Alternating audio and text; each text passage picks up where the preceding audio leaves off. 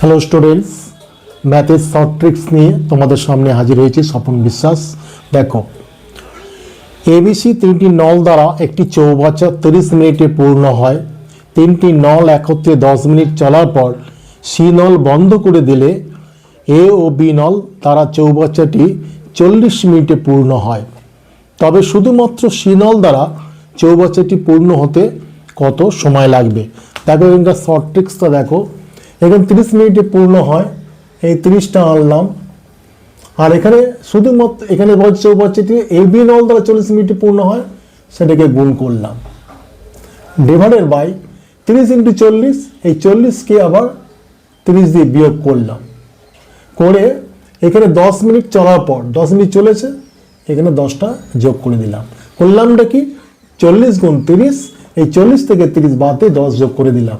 দেখো 30 গুণ 40 divided by 10 যোগ 10 সমান সমান 30 গুণ 40 ডিভাইডেড বাই 20 সমান সমান 60 মিনিট সমান সমান 1 ঘন্টা। তাহলে কত সময় লাগবে? 1 ঘন্টা সময় লাগবে। পরবর্তী অঙ্ক দেখো, চৌবাচ্চার একটি ছিদ্র দিয়ে চৌবাচ্চাটি পুরো খালি হয় 10 ঘন্টায়। একটি নল দ্বারা প্রতি ঘন্টা 200 লিটার জল চৌবাচ্চায় প্রবেশ করলে চৌবাচ্চাটি পুরোপুরি খালি হতে 15 ঘন্টা সময় লাগে। চৌবাচ্চাটি কত লিটার জল ধরে? খুব ইজি ব্যাপার। দেখো শর্ট ট্রিক্সটা দেখো, আগে কি করব, এখানে 10 ঘন্টা, এখানে 15 ঘন্টা সময় লাগে। আগের মতো এই দুটো ঘন্টা আমি গুণ করে দিলাম। দেওয়ার পর এখানে আবার এটার সঙ্গে, যেমন এখানে এটার সঙ্গে বিয়োগ করেছে, এখানেও তাই 15 বিয়োগ 10 বিয়োগ করব।